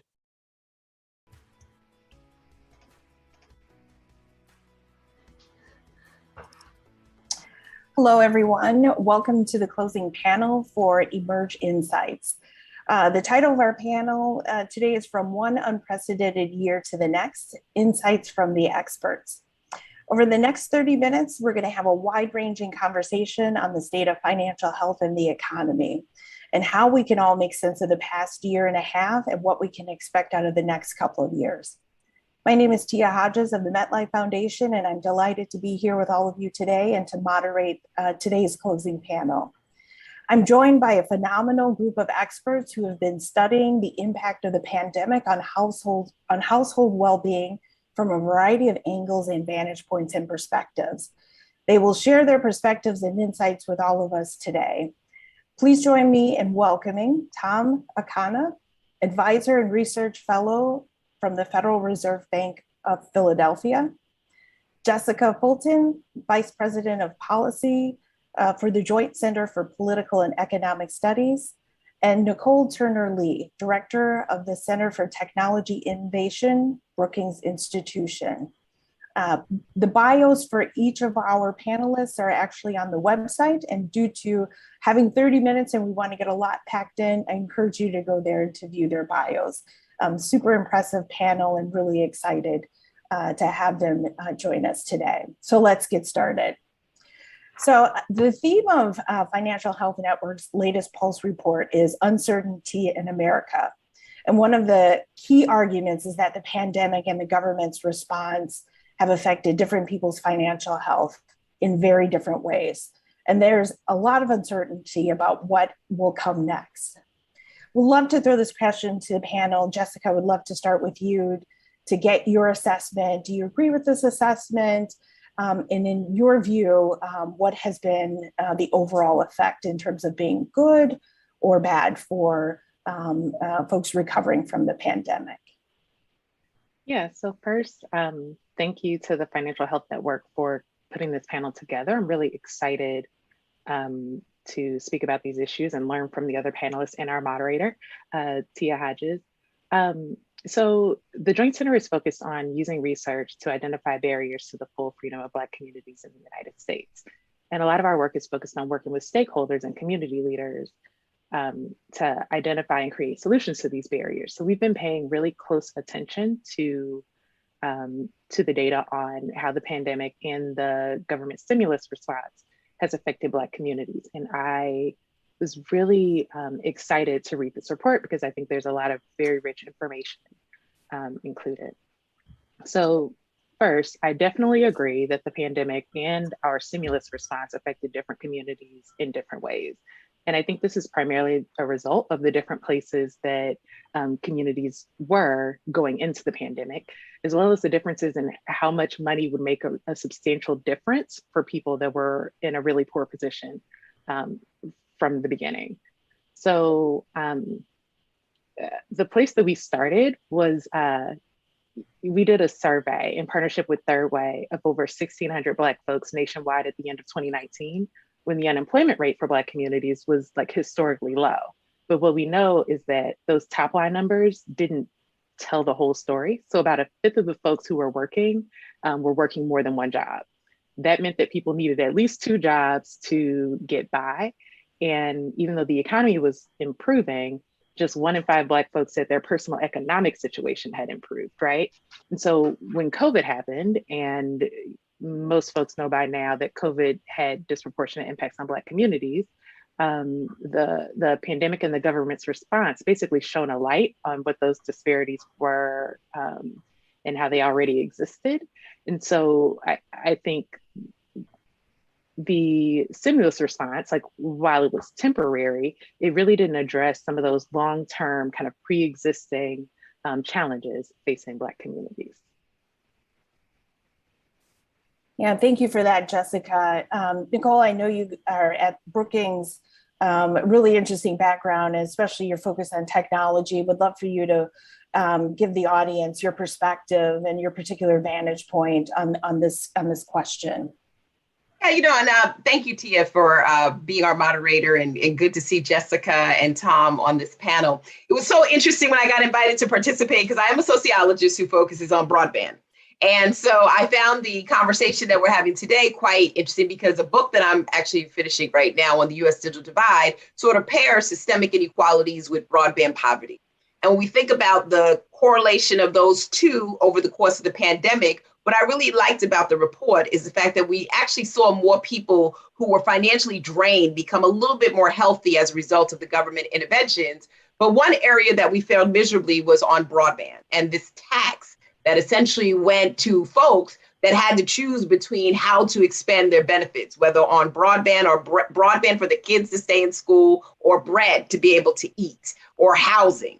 And so I think one of the interesting things that I like to add to the conversation is when we start to think about these discretionary uses of income, particularly for Black and brown populations and others who are marginalized prior to the pandemic, these choices really became, I think, a lot more stark, right? Because people had to choose how to use these monies to be able to maintain a quality of life, while at the same time they had to adjust to being online and not in person. And so I found in my work that despite the fact that people were dealing with a lot of challenges, I mean, all of us, right? Not only the virus itself from a public health perspective, but the perspective of whether or not you were going to be able to maintain your daily budgets. The other thing that we added to people was your ability to stay connected, because it actually, it impacted your ability to work or to learn or to see your doctor. And so I think coming out of this report, one of the things that I really, really like about this report, and my friend Jennifer Tescher, I've known for over 20, 30 years out of Chicago, was working on this stuff way before I think many people made it popular, is that there is something to be said about government support when it comes to how we improve upon the economic resources of vulnerable populations, just much like Jessica said. But there's also something to be said about how do we maintain that benefit?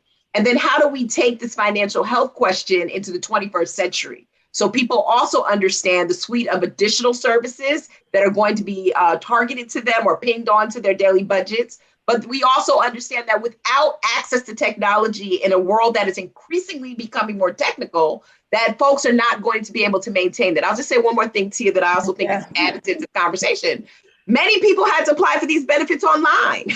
And so if you did not have access to an online connection or somebody, a cousin, an aunt, a friend, a community-based organization to get these benefits, you were also out of luck, right? So we also have to think about how many people were undercounted that could have actually received some of these benefits simply because they did not have a broadband connection, or get this, sometimes they ran out of data, or they weren't able to use their capped minutes to actually stay in the queue to apply for unemployment insurance.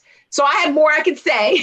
As you can see, I'm like a preacher on a pulpit, but I'm happy to be talking to my friends in this part of the space, because I think that these all trail with the systemic inequalities that we ultimately have to solve with the use of technology.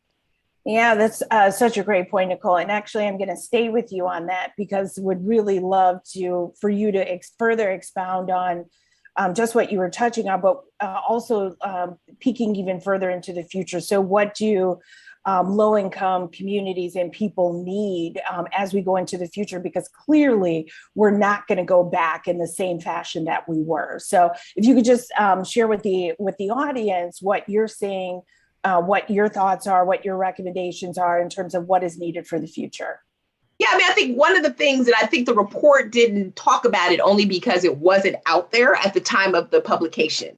One of the things that actually happened was that we saw the emergency broadband benefit that allowed a benefit of $50 for broadband service at the home and a $100 voucher for a device. Let me tell you, that was almost close to getting a tax return because we actually saw 6 million people register for that program within 4 to 5 months. That speaks to, I think, again, the cushions that were provided for people to be connected, because we actually realized that, again, being connected actually altered the way that you lived, you worked, you communicated with friends and family. And I think for a person like me that's been doing this for decades, that actually helped to incentivize people to want to get connected. A lot of people before the internet were not connected for a variety of reasons, but within the pandemic and the conditions that were set up with social distancing, they had no choice. I think the other thing I would like to put out there in terms of the future, there's something interesting about the report that I constantly go back to in my work as I look at digital equity, is that we've got to figure out ways for people to become financially healthy. And I think Jessica said it, but in the long term. And so one of the other areas that I think was widely used, I know I did, because of the fact that I couldn't get to a bank or I couldn't get to other places, and I'm sure Tom can speak to this too, were these transactional electronic properties, you know, people cash apping and Venmoing and really engaging in that currency to be able to meet the needs of family members. A family member needed transportation to go somewhere. A family member couldn't get to the bank. I mean, I have tons of case studies in my book where people actually leverage the digital economy. And in fact, I'll just share this caveat from my book. When I asked a woman in Hartford, Connecticut, if she used the internet, she said, "No, I will not use the internet. I do not trust it." I said, "Well, how do your customers pay?" She said, "Through the Cash App." So she didn't see the Cash App as the internet. With that being said, I think we do need in the future to understand not just the cushions that made for improved life chances, but we also need to think about building of wealth and the extent to which we can look at the assets that were provided to certain families, particularly Black and Brown communities, and whether or not we need to do more to make them into wealth generating tools. So I would love to talk more about that, because I do believe with broadband access, we saw more entrepreneurs. We saw more folks trying to make a way out of no way, as my grandmother would say, because they had access to the technology and the tools that were broadband enabled to be successful. So something I think we can talk about, Tia, we talk about workforce, et cetera, but I do appreciate the opportunity to sort of insert this into the financial discussions, because I think that's really important. Yeah, I think all really great points that you make, and a peek into really what the future holds and how we better support communities, because we are not going back to the way things used to be.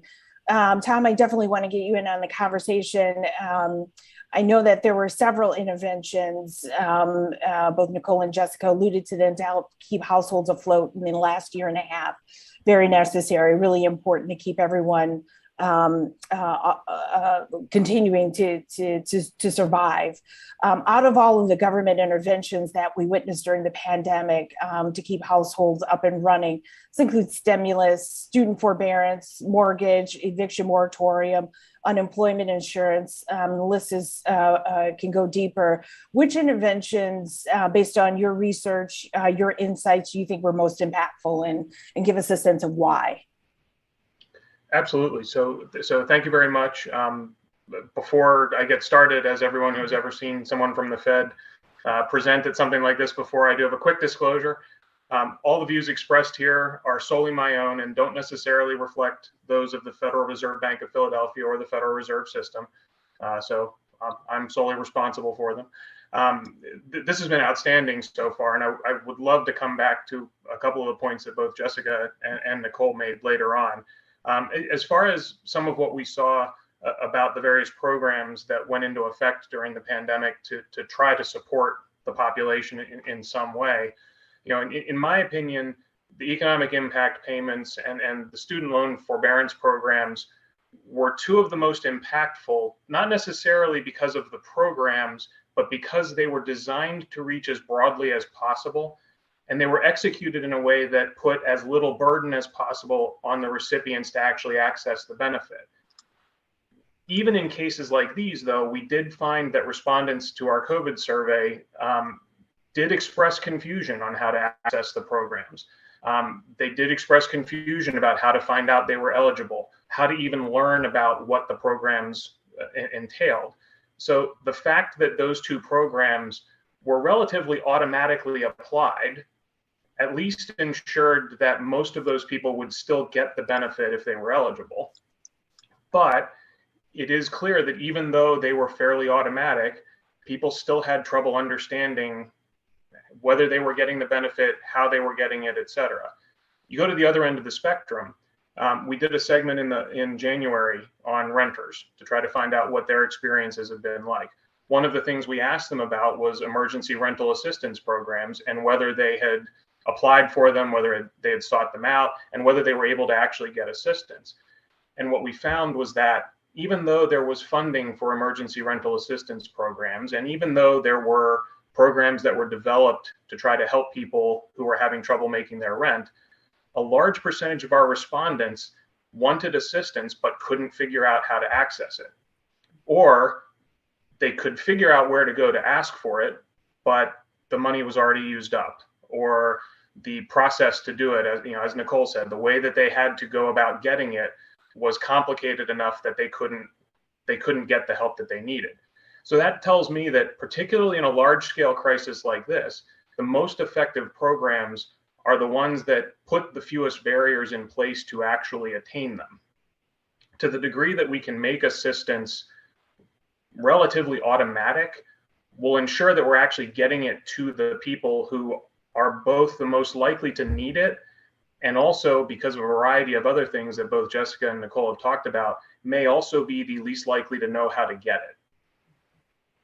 Yeah, that's a really great point. I know we have a question on the docket in terms of PPP, small business loans, and how well perhaps financial services did in terms of responding to people's needs. I'm going to weave that into the conversation.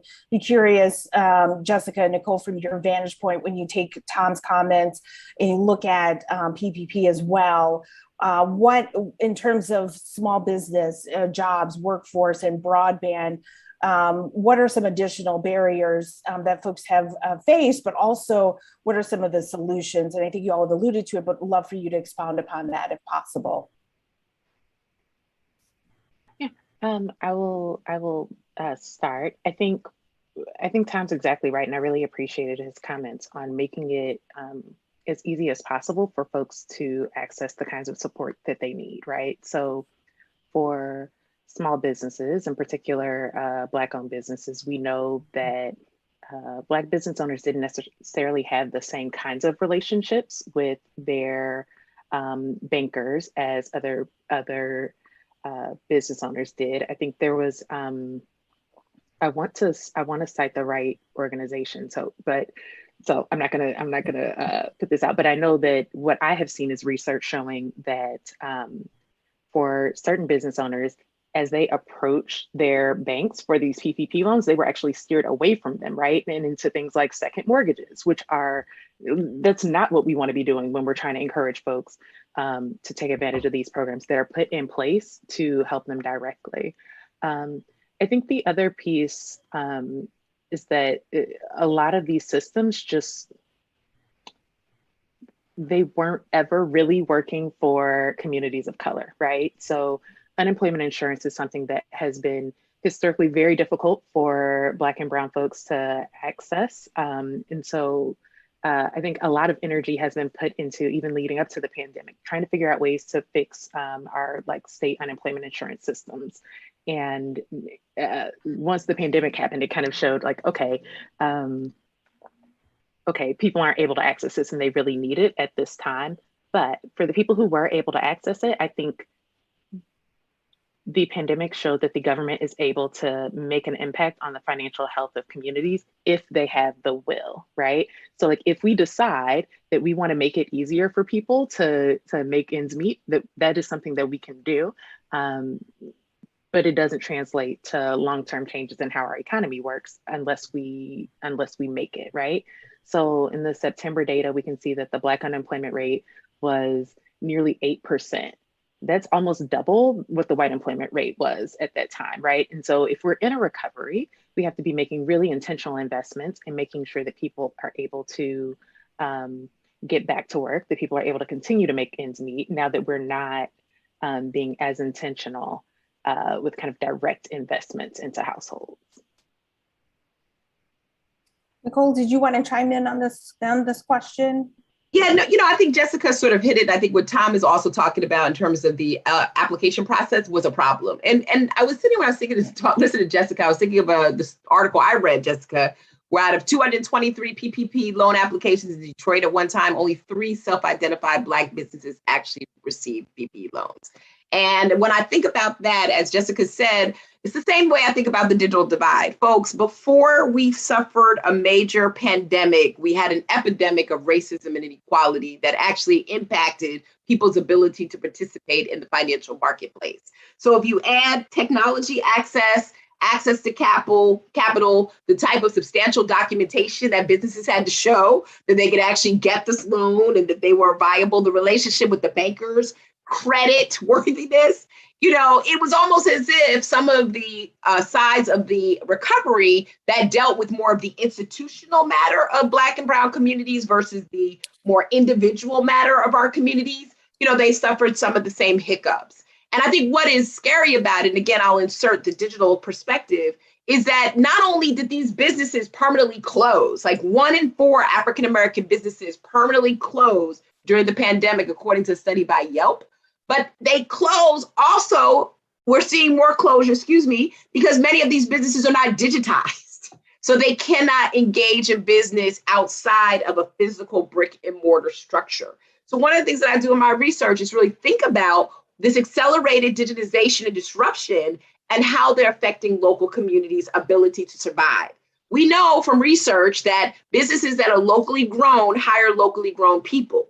But now we're not seeing that, Tia, right? Because of the fact that some of these benefits will go away, they will expire at the end of the year, and the stresses that people were sort of averting will come back. And it will go back to what I think Jessica is referring to, this virtuous cycle, where unless we address the real root of the problem, we're actually going to see this financial viability fall short.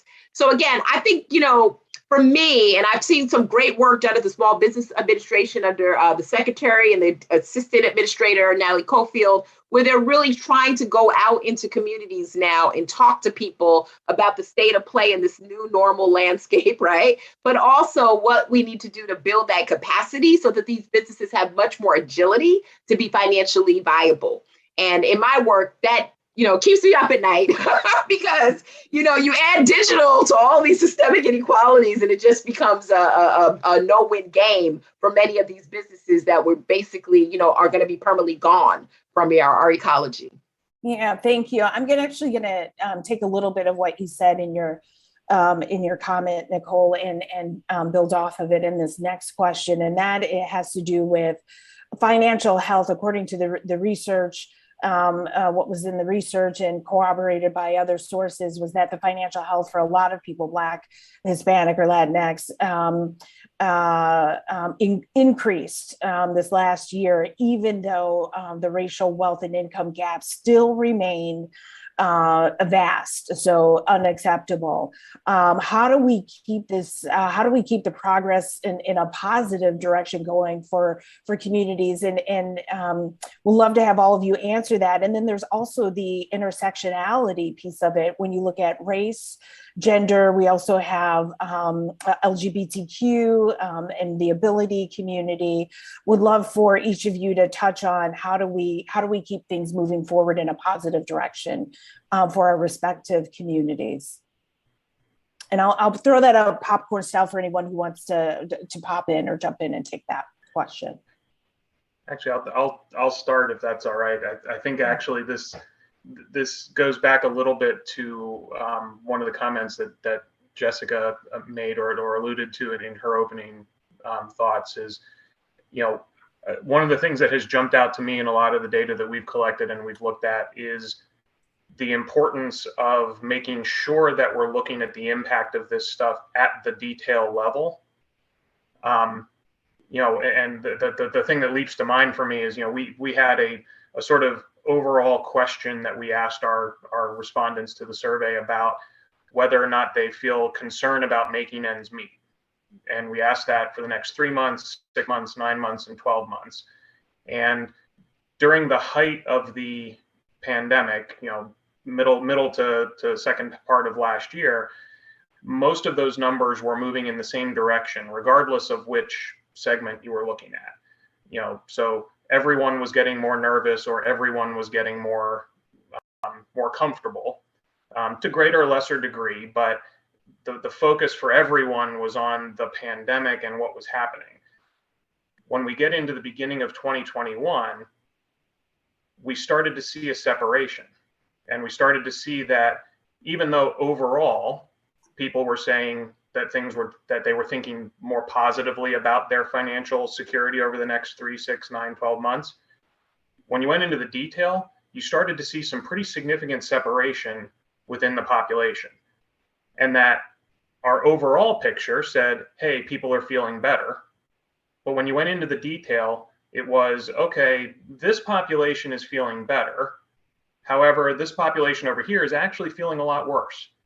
And now we need to start thinking about these policies from the perspective of making sure that the people who aren't improving as quickly as the rest of the population in this environment are still getting the support that they need. The tendency that we have, whether it's in the media, whether it's in government reports, things like that, is to focus on that top line number that says this particular metric is improving, degrading, et cetera, without really getting to that underlying idea of, hey, it's probably not improving for everyone. And we all know from what we've studied for good chunks of our careers that the populations that it's not improving for when it's getting better are probably the same populations that it's generally never improving for. We have to break that cycle and start realizing that you have to focus in on some of those populations, to Nicole's point, in the times when we're not in a pandemic, so that when you're in the pandemic, you're pulling everyone in the same direction at the same time.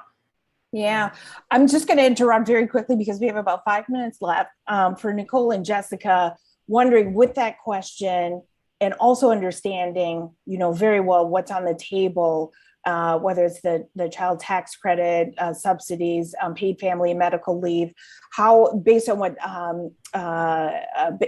based on that comment, which one of these would make the biggest dent for any particular community? I'll turn it over to you, Nicole, first, and then Jessica.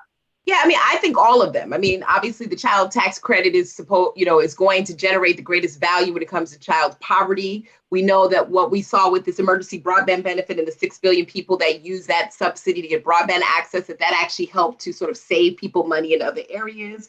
The food security programs that the administration is putting forward, I think is going to help us with nutrition. The key thing is, all of these incentives, in my opinion, are very helpful. And I think the report demonstrates what they've been able to do in terms of putting a treasure chest or at least a safety net within the homes of American families. But we also have to think about, what do we need to do to go back to the traditional argument of wealth building? Savers accounts, how do we convert these opportunities into wealth building opportunities for families of color? Because for me, that's really where we're seeing the biggest indicator of financial health, is the disparities that exist in asset building.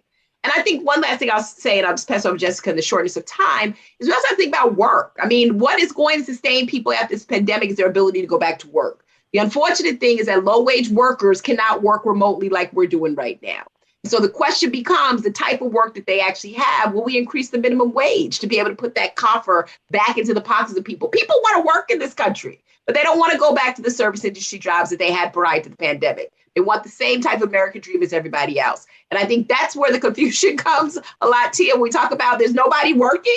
Well, there's not a lot of people working because they don't want to work for below minimum wage. They don't want to work at minimum wage, and they don't want to sacrifice their families, because this pandemic did a lot for us as individuals when it came to introspection.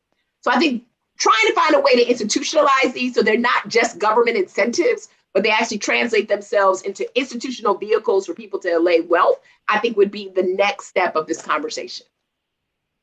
Jessica?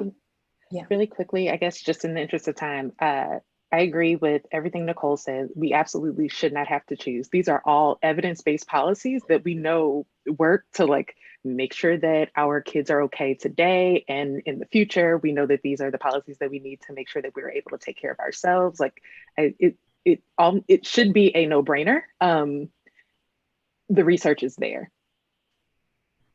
Yeah, thank you. And then if I could sneak in one last question, and that is based on the research that all of you are leading, all the work that you've done, if you would share with the audience what we could possibly expect in the next 6 to 12 months. I know hard to predict, but based on what you're seeing and based on the conversation today, in your answer, if you'd help us distinguish between problems created by the pandemics, what may exist long after COVID, and what do you think will happen in the next 6 to 12 months? I'll turn it over to Tom first. Absolutely. So the quick version of my answer on this one, the next 6 months are going to be very rough in the sense that a good portion of the economy and a good portion of the society is going to want to go back to normal, as in what was going on prior to the pandemic. And that can't happen and shouldn't happen. We need to be very, very conscious that a lot of people have to adapt, a lot of businesses have to adapt, a lot of government agencies have to adapt and learn from what has gone on. I don't think it's going to be 6 or 12 months before we resolve any of that. A lot of that is going to happen, and there's going to be, I think, a lot of pushing and pulling in order for it to do so. Yeah. Oh, Jessica, and then Nicole to close this out. Yeah, I think in terms of what the data will show, I'm really excited to see the impact that the expanded child tax credit and expanded earned income tax credit have on households. I think we had an opportunity to do something really big for folks. And what I will be looking forward to is seeing how folks are able to kind of use some of the energy around that to push for bigger changes moving forward. Yeah, and I'll just say this.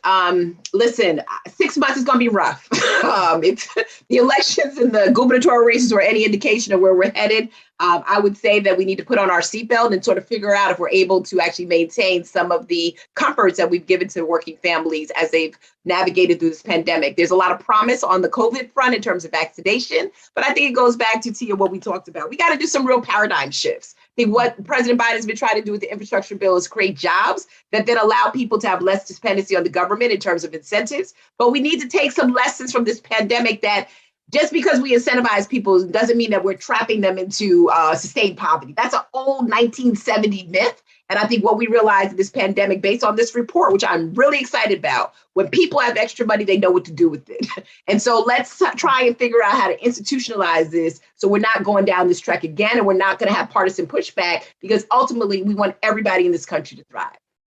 Thank you. Thank you so much to our panelists, to Nicole, to Jessica, and to Tom for your expertise, for sharing your insights and wisdom with our audience, and to everyone who stayed with us during this session. We so appreciate your time and you joining us today, and we thank you very much. Have a great afternoon.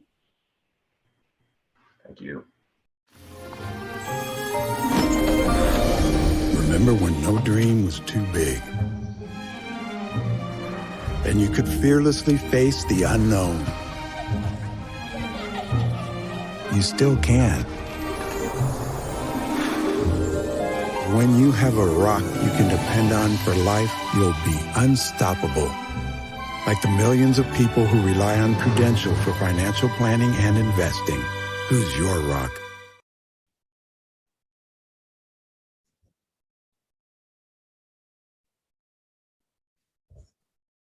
Thank you, Tia, Jessica, Tom, and Nicole, for such a great and wide-ranging discussion. As we wrap up today, I am joined by my colleague and friend, Tanya Latta, Senior Director on our Workplace Solutions team at the Financial Health Network. Hi, Tanya. Hey, Rob. So, Tanya, we just heard a lot. Tell me what you're thinking. Tell me what reflections you have on today's sessions. What stood out for you and why?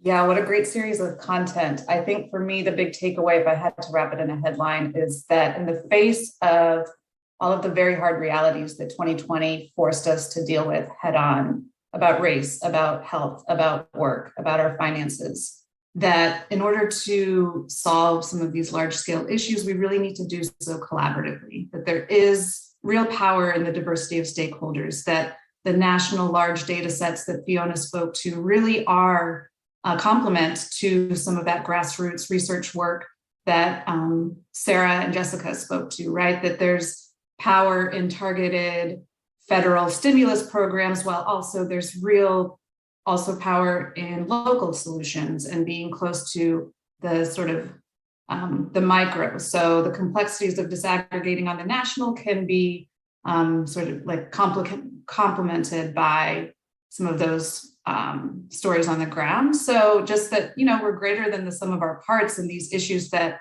many of us have been working on for years that, again, 2020 really spotlighted, just goes back to that adage that I think we're stronger together. Yeah, I couldn't agree more. I thought it was such an interesting juxtaposition, but also balancing act between the types of data that we heard today. And they're also necessary. One thing that I'm reflecting on, I think, we have this trends report. And so we get focused on trends. And while, yes, it's great to see that financial health is higher than it's been over the last 4 years, I think especially that last panel just reminded me that even that trend doesn't change the underlying reality of the systemic challenges facing many populations in this country, especially communities of color, and that we can't get too hung up on the day-to-day or even the year-to-year. These are big problems. They're going to require big solutions. We're making some dents, but there is just a lot more work to go.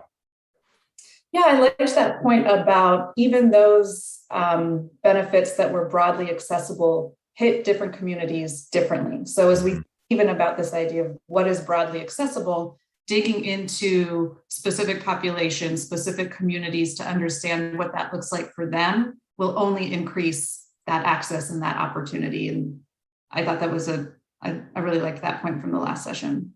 Yeah, and the concept of research justice that we heard from the second session and how important it is to hear the voices of people then sort of was reflected in the comments about the digital divide, which sometimes we take for granted and like, oh, wow, doesn't everyone have access now? And like actually know lots of people, especially when you talk to people that are in most need of these benefits, are really struggling to get access to them. And so, as an organization that is focused on financial health, we can't forget that financial access and financial inclusion is so really important and disproportionately so for communities of color, which need these services. Agreed. Yeah, that story about the woman who uses Cash App, but not the internet. Right. I think even just how we communicate, how we enter, how we work with, all of those things really benefit from intentional and sort of specific lens while also thinking in the aggregate. Yeah, great. Thank you, Tanya, so much for being here. Let's see what our audience thinks. We have one final poll, which is, do you think that U.S. financial health will increase, stay the same, or decrease over the next 12 months? So we've heard a lot of prognostications. Where do you think things are going? This question is focused on the aggregate for the moment, just for simplicity, the overall or average. So take a minute. The poll tab should be on the right side of your screen if you haven't seen it, and let us know what you think about where the future is headed.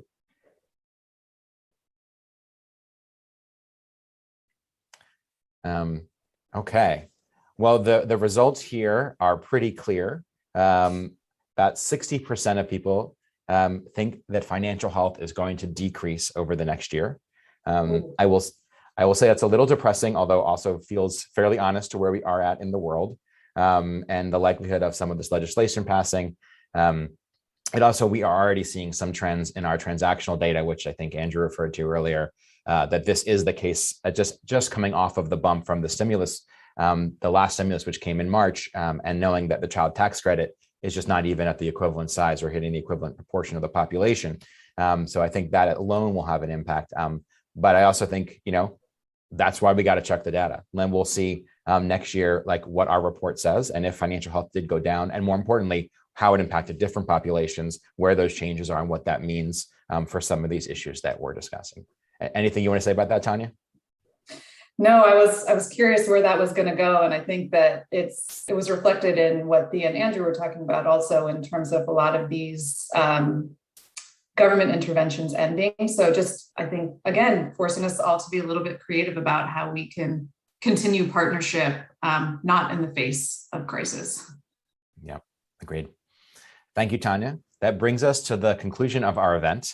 I have just a few closing remarks. I'm first of all, I just want to say I'm so glad that we were able to come together for this kind of conversation at this time and this moment in our nation's history. Stay tuned to your inbox for the latest insights. I know for sure that our research team has a packed 2022 agenda of thought-provoking and real-time analysis, so please stay tuned for that.